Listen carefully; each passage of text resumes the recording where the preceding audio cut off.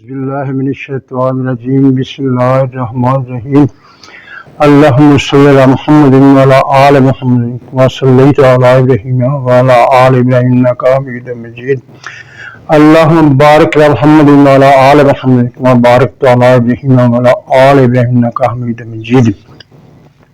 मुअज़्ज़ज़ नाज़रीन सामीन, आज फिर मैं सबसे पहले आपसे अर्ज करूंगा कि आप बराए मेहरबानी मेरा यूट्यूब चैनल तफहीम हुदा को सबसे पहले सब्सक्राइब कर लें, क्योंकि मैं आज एक ऐसी वीडियो आपके सामने ला रहा हूं।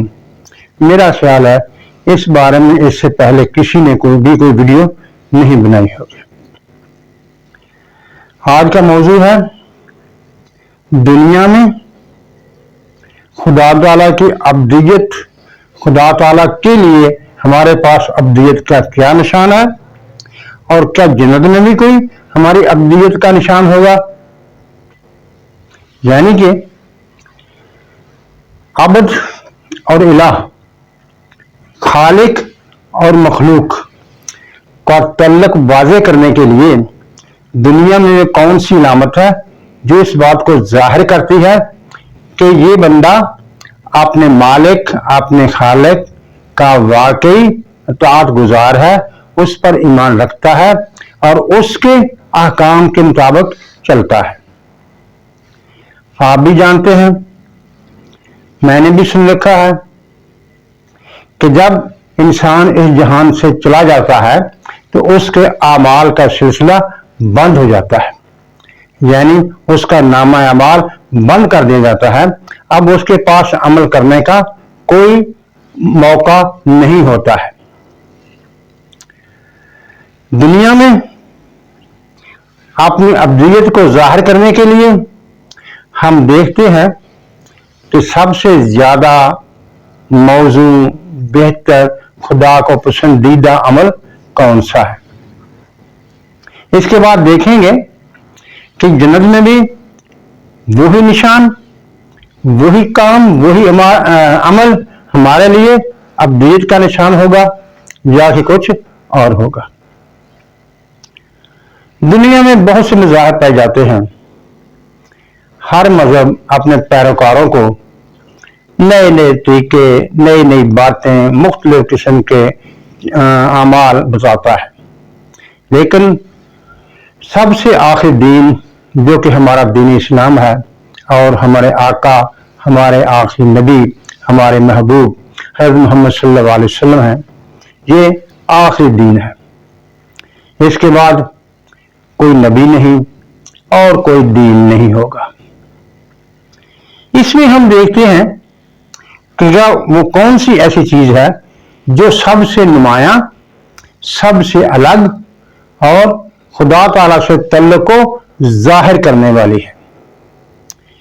जितने भी अमाल पहली उम्मतों के, मुख्तलिफ मज़ाहिब के और दीन इस्लाम के हैं, उनमें से मेरे ख्याल के मुताबिक नमाज एक ऐसी चीज है जो कि बंदे और उसके मालिक के दरमियान उसकी हैसियत का तयन करने के लिए सबसे अहम और सबसे बेहतर चीज है। क्योंकि जब बंदा अपने खुदा के हुजूर सजदा रेज़ होता है और उसके सामने सुभान रब्बी जल आला का विर्द करता है, तो वो अपनी कम आएगी, अपनी कम तर हैसियत, अपना ना होने का इजहार कर रहा होता है और उसके साथ खुदा ताला की अजमत, उसकी किबरियाई का ऐलान कर रहा होता है। और यही वो चीज है जो कि इस जहान में खुदा ताला के सामने अपनी अब्दियत को जाहिर करने का मेरे ख्याल में सबसे बेहतर और निशान है। अब देखते हैं कि जब इंसान इस जहान से जाता है तो उसका नामा अमाल खत्म हो जाता है, आलम बरज़ख में जाता है। लेकिन एक चीज जहां और भी मिलती है, कुछ रिवायत में मिलता है कि हज़रत सल्लल्लाहु अलैहि वसल्लम ने हज़रत मूसा अलैहिस्सलाम को अपनी कब्र में नमाज पढ़ते हुए देखा था मेरे पर जाते हुए। और जब आगे मस्जिद अक्सा पर पहुंचे तो तमाम अंबिया कराम वहां इकट्ठे हुए और आप हजूर सल्लल्लाहु अलैहि वसल्लम के इक़्तिदा में सब अंबिया ने नमाज अदा की। हालांकि तमाम अंबिया इस जहान फानी से जा चुके थे और रहमत फरमा चुके थे, लेकिन इसके बावजूद मस्जिद अक्सा में उन्होंने हजूर सल्लल्लाहु अलैहि वसल्लम के पीछे नमाज अदा की। जो मैंने पहले कहा कि खुदा ताला की बंदगी का, खुदा ताला के लिए अपनी अब्दियत का इजहार करने के लिए नमाज सबसे बेहतरीन अलामत है। अब आ जाएं इसी बात के दूसरे हिस्से की तरफ। जन्नत में कौन सा निशान होगा? क्योंकि जन्नत एक ऐसी जगह है जब सब हिसाब किताब से फारिग होने के बाद जन्नती जन्नत में चले जाएंगे, वहां पर क्या होगा? जन्नतियों को हर वो चीज मिलेगी जो वो चाहेंगे। खुदा की कुर्बत होगी, मौत खत्म हो चुकी होगी, किसी को मौत नहीं आएगी, वो हमेशा हमेशा तक जन्नत में रहेंगे। खुदा ताला भी हमेशा हमेशा से है और हमेशा हमेशा तक रहेगा। अब उस जगह पर अब्दियत का जाहिर करना और भी जगह जरूरी हो जाएगा। अमाल तो खत्म हो गए, जिस हम दिल्ली में अमाल करते थे, नमाज उन्हीं अमाल में शामिल थी, लेकिन जन्नत में ऐसा कोई जरिया नहीं होगा। तो वो कौन सी चीज होगी? आप भी जानते हैं, मैं भी जानता हूं।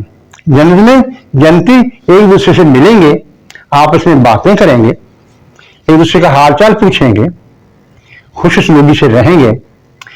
अब जैसे ये कुरान शरीफ में अल्लाह ताला ने इरशाद फरमाया है, जिक्र नमाज से बड़ा है। जिक्र के लिए वक्त की पाबंदी भी नहीं होती, कोई वक्त भी नहीं चाहिए। जिस हाल में हो, जिस तरह हो, उस तरह खुदा का जिक्र करो, कर सकते हो। जबकि यूनुस अलैहिस्सलाम ने मछली के पेट में भी अल्लाह का जिक्र ही किया था, कोई नमाज वगैरह नहीं पढ़ी थी ना, उन्होंने अल्लाह का जिक्र ही किया था ना।